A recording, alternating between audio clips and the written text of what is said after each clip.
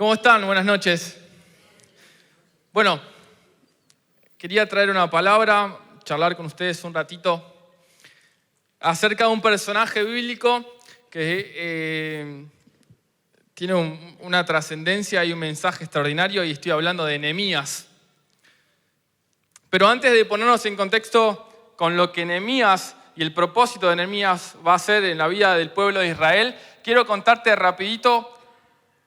Voy a tratar de achicar en menos de 30 segundos un montón de historia, ¿no? Pero quiero ponerte en contexto en el cual aparece este personaje. ¿Sí? El rey de momento era Nabucodonosor. Los soldados de Babilonia habían entrado al reino del sur, a Judá, dejando una ciudad devastada y llevando al pueblo de Israel cautivo a Susa, que era la capital del imperio babilónico. Judá permanecería en exilio por 70 años. La primera vez que Nabucodonosor saca a la gente al lugar donde ellos estaban reinando, lo primero que hacen en realidad, la primera invasión, lo hacen para llevarse a los principales eruditos, en este caso llevan a Daniel, a sus amigos, para poder demostrar de alguna manera de qué manera era el imperio de ellos, ¿no? Cómo era su cultura, cómo se manejaban, cómo era su idiosincrasia. Y en ese momento reinaba el rey Joacim. Pero el rey Joacim no se quedó quieto con esta situación, entonces intentó hacer pacto con distintos gobiernos cercanos, e hizo pacto con Egipto para poder enfrentar al pueblo babilónico. Obviamente que fue descubierto por Nabucodonosor, así que este mismo vuelve con muchísima más violencia y se lleva a la gran mayoría de judíos y deja solamente a poquita gente para que trabajen y arrienden la tierra ahí en el pueblo de Israel. Deja como rey a Sedequías, quien también escucha a falsos profetas. Ahí aparece el profeta Jeremías, en donde le dice: Sedequías, es la voluntad de Dios, quédate tranquilo. Y escuchando falsos maestros, falsos profetas, intenta nuevamente rebelarse contra el imperio babilónico, en el cual también cae, y lo llevan de esclavo junto a sus hijos. En escena entran los medopersas, los persas, a cargo del rey Ciro, y Ciro derrota al imperio babilónico. Y este promulga un edicto que permite a los judíos volver del cautiverio a la tierra a través de un sacerdote que se llamaba Esdras. Y este es el encargado del primer grupo que regresa a Jerusalén para poder empezar a reconstruir el templo y las casas. Pero obviamente no es seguro vivir en ese lugar porque el pueblo de Israel estaba amenazado y estaba en conflicto siempre con todo lo que estaban alrededor. Así que pasan los años y a través del rey Artajerjes, que es el que lo sigue a Ciro, entra en escena este personaje del cual vamos a hablar ahora, que es Nehemías. Así que si tenés preparada la Biblia, bueno, igual ahí va a aparecer en pantalla. Vamos a seguir leyendo Nehemías 1. Lo tengo en lenguaje actual. Y dice así: Yo soy Nehemías, hijo de Acalías, y esta es mi historia. En el mes de Kislev, cuando Artajerjes llevaba 20 años de reinar, yo estaba en el palacio del rey en Susa. En ese momento llegó allí mi hermano Ananí con unos hombres que venían de Judá. Cuando les pregunté cómo estaba la ciudad de Jerusalén y cómo estaban los judíos que no fueron llevados prisioneros a Babilonia, ellos me respondieron: los que se quedaron en Jerusalén tienen graves problemas y sienten una terrible vergüenza ante los demás pueblos. Los muros de protección de la ciudad están en ruinas y sus portones fueron destruidos por el fuego. Cuando oí esto, me senté a llorar y durante varios días estuve muy triste y no comí nada. Entonces le dije a Dios en oración: Dios grande y poderoso, ante ti todo el mundo tiembla de miedo. Tú cumples tus promesas a los que te aman y te obedecen. Escúchame y atiende mi oración, pues soy tu servidor.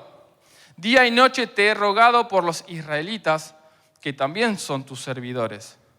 Reconozco que todos hemos pecado contra ti. He pecado yo y también mis antepasados. Dios, escucha mi oración y las oraciones de tus servidores que desean adorarte.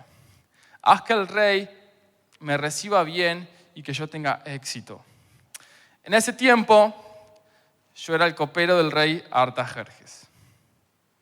Y lo que quiero compartir en esta tarde-noche tiene que ver con el propósito que cada uno tiene en esta vida, ¿no? En Dios. Así que, para ir descontracturándonos, decirle al que está a tu lado, vos tenés un propósito en Dios. Tenés un propósito en Dios. Y si hasta el momento alguien te había dicho que no tenés nada para ofrecer, estaba equivocado, ¿no? Y si vos crees que no tenés nada para dar también, yo te quiero invitar ahora a reflexionar conmigo que todos somos importantes en el Señor. ¿Sí?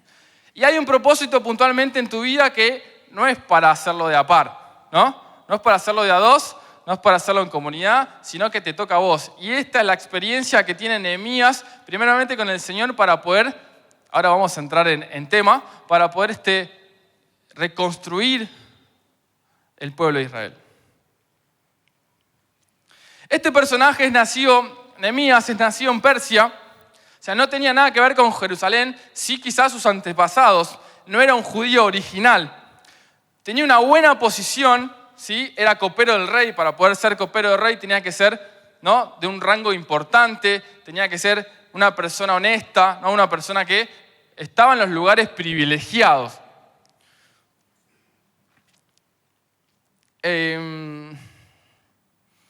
A él claramente que no le faltaba nada. Ahora, lo que primeramente me pongo a pensar y entiendo sobre esto es, ¿cómo puede ser que una persona que no haya vivido en el lugar, no haya conocido a la gente, que sí tenga alguna experiencia con lo que le van contando, tenga tal sentimiento hacia ese pueblo y hacia lo que Dios quería para él, ¿no? Y se dolía de un pueblo que no era suyo, sufría con ellos que tranquilamente podrían no importarle, ¿no? Para que él pueda tomar la decisión que va a tomar a futuro, tenía que dejar de todos los beneficios que él contaba. Qué interesante eso. Y ahora lo que me pongo a pensar es qué importante es la gente que le pudo hablar del Señor, porque él era un erudito de la palabra, él tenía conocimiento, él sabía bien lo que tenía que hacer y decir. Por eso en ese primer párrafo que estuvimos charlando, él está pidiéndole al Señor, obviamente, que no solamente perdone su vida, sino que perdone a los demás. Y está buenísimo pensar cuando hemos aprendido nosotros, o quién nos enseñó primeramente a nosotros, las primeras, ¿no?, palabras de Jesús, o quién fue nuestros primeros mentores, ¿no? Porque cuando aprendemos de chiquito las cosas, generalmente se olvidan o no. Cuando aprendemos de chicos, cuando somos enseñados, porque los chicos generalmente, ¿por qué dice el Señor que aprendamos lo más posible del chico? De hecho, le dice en Proverbios 22:6, dice, instruye al niño en el camino correcto y aún en su vejez no lo abandonará, no se apartará. Tiene mucho que ver eso. Si yo te canto esta canción, si tú tienes muchas ganas de aplaudir, bien. Yo no lo aprendí a los 30 años, lo aprendí cuando tenía 2, 3, de hecho estoy a full en casa con eso, ahora, ¿sí? Evidentemente hay un montón de cuestiones que ya las hemos adoctrinado, aprendido. Nosotros solemos en mi casa orar por todo. Y en el grupo íntimo de amigos que tengo, yo suelo orar por el desayuno, por la merienda, por el almuerzo, por la cena, ¿no? Y me molesta mucho cuando comen antes de orar, ¿no? No sé, me pasa a mí, ¿no? Y vos decís, bueno, pero ya la comida estaba bendecida o ya está, ¿no?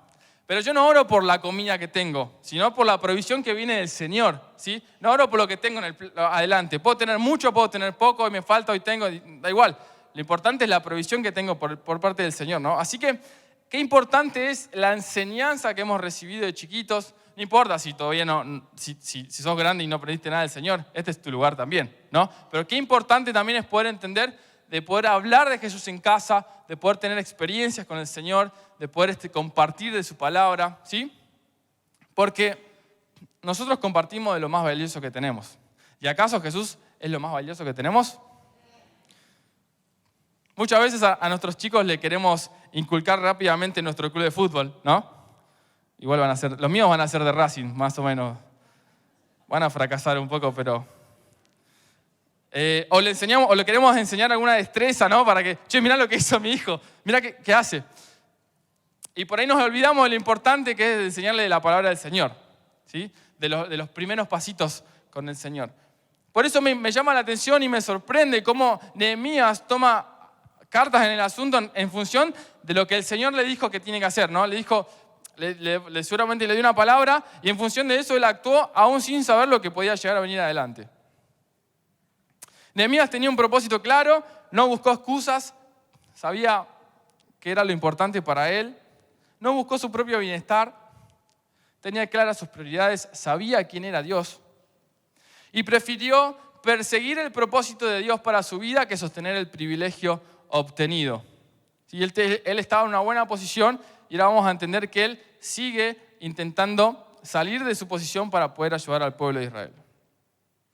Así que si el Señor ya te dio un propósito en esta vida, y si aún no lo tenés, el primer propósito de un creyente, de un cristiano, es estar en la voluntad de Dios.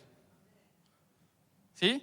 Si aún no pudiste descubrir qué es para lo que Dios te llamó, seas chico, seas grande, da igual.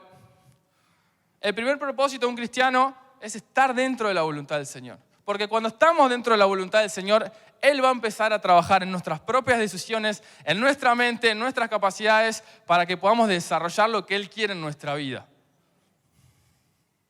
Así que, si ya descubriste el propósito, si lo estás persiguiendo, el Señor no te va a dejar solo. Porque más allá que haya un propósito, también hay un plan. Y ese plan tiene que ver con estar preparados. Así que vamos a leer Nehemías 2, que dice así. Cierto día, en el mes de Aviv, le llevé vino al rey Artajerjes.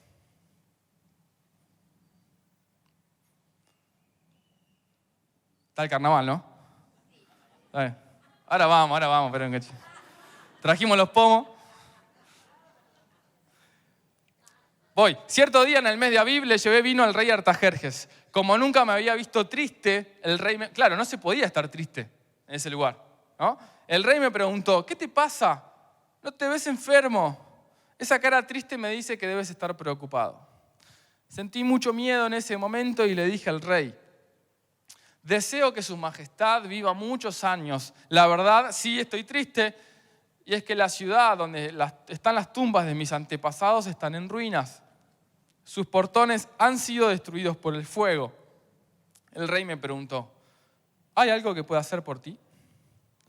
Yo le pedí ayuda a Dios y le contesté al rey, si le parece bien a su majestad y quiere hacerme un favor, permítame ir a Judá para reconstruir la ciudad donde están las tumbas de mis antepasados. El rey estaba acompañado por la reina, me preguntó cuánto tiempo duraría mi viaje y cuándo regresaría. Yo le dije cuánto tardaría y él me dio permiso para ir. Atento a este dato los ansiosos, ¿no? Porque uno tiene un propósito y ya quiere resolverlo y quiere que se concrete y quiere verlo, ¿no? Y quiere ya verlo realizado. 4 meses pasaron de las primeras oraciones para que tenga ese primer contacto con el rey Artajerjes para que le permitiera salir en busca de lo que tenía que hacer. Pareciera ser que en el mes de Nisan, que es lo que leímos recién, era una época donde los monarcas concedían favores porque eran ocasiones de festejos para ellos, ¿no? Celebraban aniversario, guerras conquistadas y demás. Entonces era imposible que alguien esté triste en un lugar donde estaba todo de fiesta, como acá en el Corso, ¿no? Es como vas al Corso y vos vas así, ¿no? Lo primero que te van a preguntar es ¿qué te pasa? ¿No? Y entonces es importante entender que había un plan perfecto del Señor para con su vida.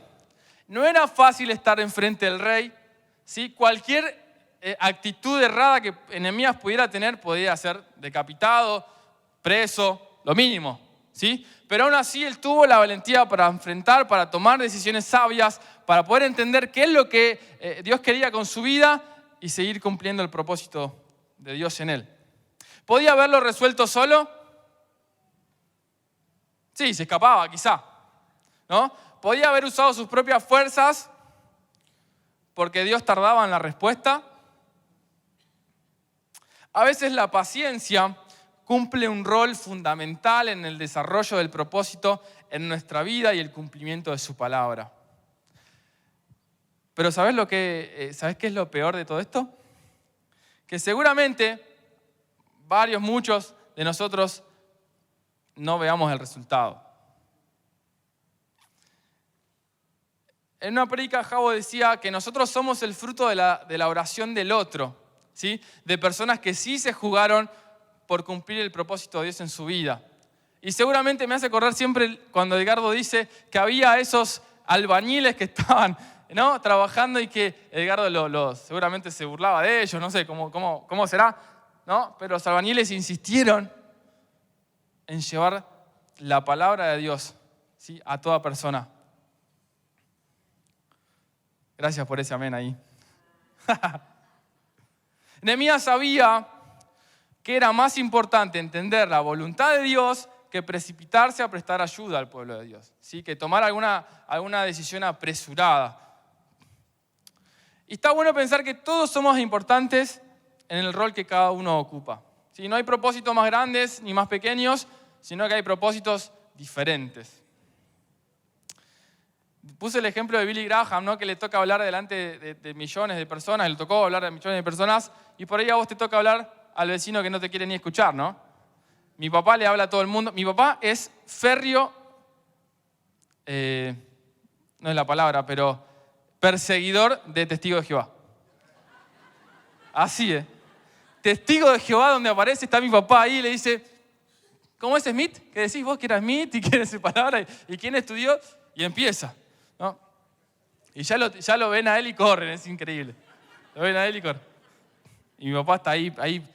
Será su propósito, ¿no?, en esta época, hablarle para que se conviertan los que vienen en Estados Unidos. Son todos de Estados Unidos, no sé de dónde son. Tienen el cartelito. Mormones, Williams, todo eso. Lo mismo pasa en la iglesia. El que no está conectado con su propósito dentro de la iglesia empieza a mirar para todos lados, ¿no? Y empieza a ver todo lo que está mal. ¿Viste? Cuando vos no estás ligado a un lugar, lo primero que pasa es que vos estás ligado, ¿no? Este no me saludó, ¿no? Este me habló mal, este me cruzó. Somos un montón, che. Si alguno te cruza y no te saluda, no te pongas mal. A veces pasa que estás, ¿no? Estás con la cabeza en cualquier lado, querés pasar ahí y justo te estaba esperando alguien así, con los brazos abiertos. Me pasa a mí, ¿no? Es medio difícil porque soy grandote, pero no, chiquito vos también. Yo te veo siempre. Así que al que no está conectado al propósito de Dios en la iglesia, al que quiere tener cosas que el otro tiene, la famosa frase, la que puede y la que no, critica, ¿no?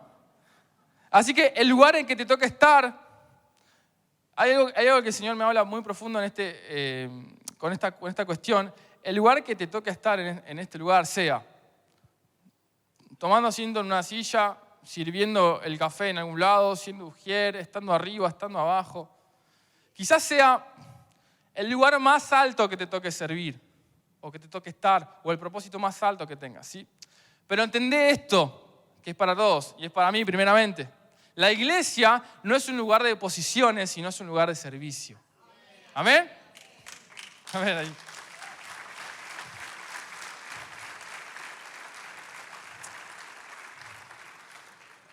Vamos por el versículo 7. Voy metiéndole ficha porque estamos rapidito.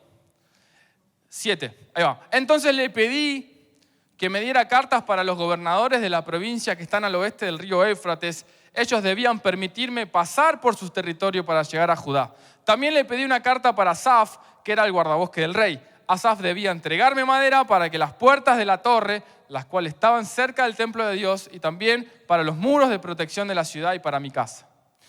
El rey me dio todo lo que le pedí. Increíble. Porque mi buen Dios me estaba ayudando. Luego el rey envió unos oficiales del ejército y soldados de caballería para protegerme en mi viaje. Imagínate lo importante que era Nehemías para el rey, ¿no? Al llegar a la provincia al oeste del río Éufrates, entregué las cartas a los reyes de los gobernadores. 10. Cuando Sanbalat, el de Orón, y Tobías, el funcionario amonita, se enteraron de todo esto, se disgustaron mucho de que yo hubiese llegado para ayudar a los israelitas. Ten en cuenta este versículo porque va a ser el detonante para cerrar la charla. Así que Nehemías no era ningún improvisado. Cuando yo te digo que cuando el Señor te da un propósito, te va a sostener y te va a dar un plan. Enseguida, cuando me imagino que Artajerjes le digo, bueno, Nehemías, decime qué quieres hacer. Ah, sí, ahí voy, ¿no? Necesito madera, necesito piedra, necesito pasar por acá, ¿no? Ya tenía todo planeado. No era ningún improvisado. Y lo imposible para la vista humana de poder estar enfrente al rey y hacerle todos estos pedidos, y no solamente eso, sino que también le mandó custodia. Lo imposible para lo humano se convierte milagroso en las manos de nuestro Dios, ¿no? Y si el Señor ya te dio todo de un propósito en esta vida y te dio un plan, también te va a dar una estrategia. Y la estrategia viene a partir del versículo 11. Al llegar a Jerusalén, dejé pasar 3 días sin decirle a nadie lo que Dios me había indicado hacer por Jerusalén. Después me levanté de noche y salí acompañado por algunos hombres. El único animal que llevábamos era un burro que yo montaba. Pasé por la entrada del valle y me dirigí hacia la entrada del basurero pasando por la fuente del dragón. Revisé los muros de protección de la ciudad que estaban caídos y los portones que habían sido destruidos por el fuego. Después seguí hacia la entrada de la fuente y el estanque del rey. Pero como mi burro no podía pasar por allí, bajé al valle. Desde el valle revisé los muros y al regresar pasé por la entrada del valle. Todavía era de noche. Los gobernadores no sabían a dónde había ido yo ni qué había hecho. Tampoco los judíos, pues todavía no les había contado nada a los sacerdotes ni a los jefes, ni asistentes, ni a los que iban a ayudar en la obra. Entonces les dije, esta es la parte interesante, ustedes conocen bien el problema que tenemos, porque los muros de Jerusalén están en ruinas y sus portones se quemaron. Pero vamos a reconstruirlos para que no se burlen más de nosotros. Les conté también cómo mi buen Dios me había ayudado y lo que el rey me había dicho. Entonces ellos respondieron, manos a la obra. Y muy animados se prepararon para iniciar la reconstrucción. Este viaje que le permitió al rey Artajerjes también duró 4 meses. O sea, de que empezó a orar hasta que pudo llegar hasta el lugar, 8 meses pasaron, ¿no? Sigo insistiendo con los ansiosos que a veces el Señor, ¿no?, tiene su tiempo para cumplir promesas, para cumplir las necesidades. Él está presente, Él no se olvida de nosotros. Y a veces la carga se hace difícil y Nehemías experimenta algo brutal. No solamente un lugar devastado, porque nunca había conocido. Experimenta ruinas, experimenta una ciudad caída, pero también experimenta un deterioro espiritual en ese lugar, porque vio seguramente gente cansada y sin ánimo, y ahí tiene que estar el que está a tu lado. Decirle que está a tu lado, dame una mano vos. Ahí tiene que estar el de al lado. ¿Para qué? Para sostener, para acompañar, para ayudarnos, ¿sí? Siempre tenemos que estar, ¿no? Qué importante es tener un equipo de trabajo, qué importante es que es tener amigos, qué importante es que es tener, ¿no?, gente de confianza. En la semana esta que pasó, hace unos días, me pareció fantástico porque yo no suelo tener este tipo de cosas. Pasaba una hormiga por el piso y digo, Señor, ¿vos me estás hablando? Y sí, parece que sí. Porque la hormiga tenía un pedazo de hoja que era gigante. O sea, la hormiga era re chiquita y la hormiga le metía toda la onda, ¿no? Con todo le daba la hormiga. Pero obviamente no podía y al par de segundos, obviamente el viento se las llevó. Y dije, ¿qué es esto? Dije, claro, tenía que ver un poco con la charla, ¿no? Hay un montón de pesos que no podemos llevar solos, ¿sí? Y Gálatas 6:2, obviamente me puse a buscar en la Biblia, dije, no me reveló hasta ahí. Hasta la hormiga me reveló, después tuve que ir a la Biblia. Y en la Biblia busqué en Gálatas 6:2 que dice, cuando tengan dificultades, ayúdense unos a otros. Esa es la manera de obedecer la ley de Cristo. Así que Nehemías se rodeó de gente de confianza Decidió trabajar en equipo para llevar las cargas los unos con los otros.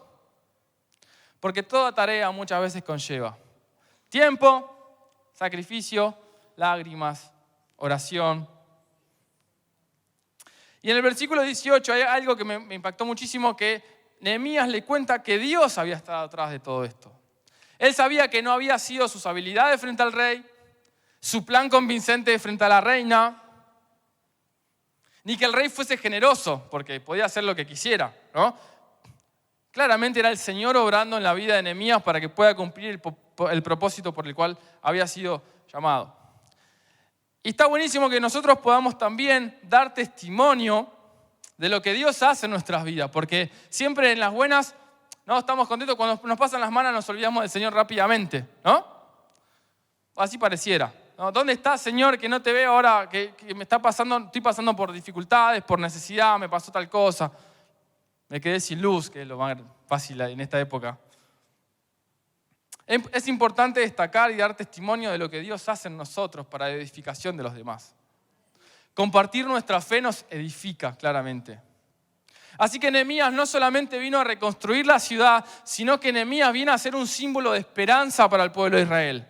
Es un símbolo de salvación, es un símbolo de que Israel tiene que saber de que no había sido abandonado. Nehemías va a ser la respuesta de las oraciones de muchos de ese lugar. Y cuán importante es hacernos cargo de los que nos toca hacer. Así que, si tenemos un propósito en el Señor, seguramente Dios te va a ofrecer un plan, te va a dar una estrategia, pero también vas a tener un desafío. Y con esto cierro. ¿Y cuál va a ser el desafío? Va a ser vencer la oposición, los miedos, las frustraciones. Porque el versículo 19 dice así: pero Sanbalat, el de Orón, Tobías, el funcionario amonita, y Gesem, el árabe, se burlaron de nosotros y dijeron: ¿qué se traen entre manos? ¿Se van a poner en contra del rey? Yo les contesté: Dios gobierna desde el cielo y con su ayuda tendremos éxito. Esta gente se burló con desprecio. ¿Y te suena conocido a alguien que haya sido burlado al extremo? Tuvimos el mejor ejemplo, ¿no? de como persona que ha sido burlada al extremo, que es nuestro Señor Jesús. Que aún así, a pesar de todo lo que le hicieron, de todos los daños que tuvo, Él continuó, prosiguió y cumplió el propósito que tenía el Padre con su vida para la salvación de todos nosotros. Amén. Así que tenemos ejemplos de sobra para poder no caernos, no desanimarnos. Ante la primera crítica muchas veces nosotros dejamos lo que tenemos que hacer. ¿Sí? Ante el primer, no sos capaz, no lo puedes hacer. Lo primero que hacemos es empezar a dudar del Señor. Y si Dios ya te dio un plan, te dio un propósito, te dio estrategia, te dio herramientas, persigamos ese propósito que Dios tiene para nosotros. ¿Podemos identificar aquello que no nos permita avanzar en el propósito al cual fuimos llamados? ¿Vemos áreas de nuestra vida que se encuentran en ruinas delante del Señor? ¿Hay frustraciones que no nos dejaron terminar con la comisión que nos fue asignada? La palabra hoy es tiempo de poder levantarse nuevamente, ¿sí? De entender que hay un propósito en el Señor y que Él te va a dar las herramientas para poder cumplirlo, ¿sí? Porque van a venir a desanimarnos, porque van a querer venir a robar nuestra bendición, pero no lo van a lograr si sabemos a quién nosotros hemos servido, ¿sí? Si nuestra fe está firme en esa roca, no hay nada que nos vaya a poder mover. O sea, puede pasar situaciones difíciles, sin duda, ¿sí? Nadie nos dijo que va a ser fácil. Así que es tiempo de reconstruir un nuevo pacto con Jesús. Es tiempo de continuar con el llamado que un día tuviste. ¿Se te apagó el llamado? ¿Sentiste que ya estás grande para lo que en algún momento Dios te había puesto en tu corazón? Es momento de despertar para lo que fuiste creado. ¿Amén? Si estás de acuerdo conmigo, te pido que te pongas de pie para cerrar con una oración.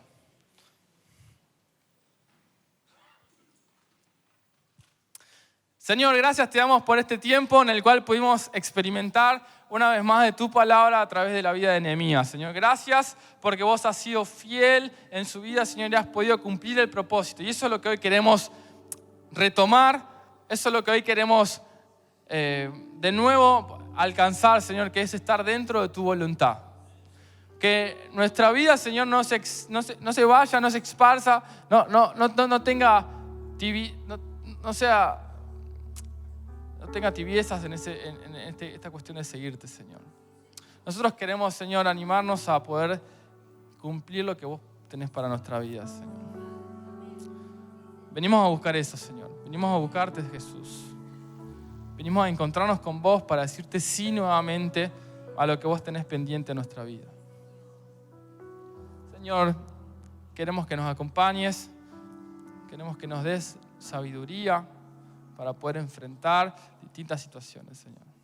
Queremos que vos estés gobernando nuestra vida en este tiempo, Señor. Que podamos cumplir con lo que nos has encomendado, Señor. Sea mucho, sea poco, Señor, es tu propósito en mi vida.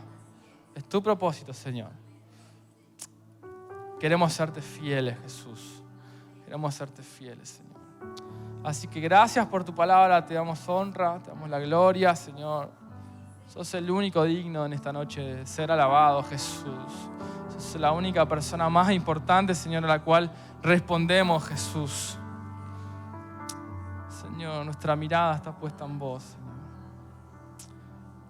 Guíanos a nuestra casa, Señor. Seguí trabajando en nuestras vidas con esta palabra, en el cual podamos comprender, Señor, de a quién respondemos y cuál es nuestra identidad, Jesús. En tu nombre, Jesús, gracias por todo. Te amamos. Amén y amén. Dios te bendiga. Nos vemos en la próxima reunión.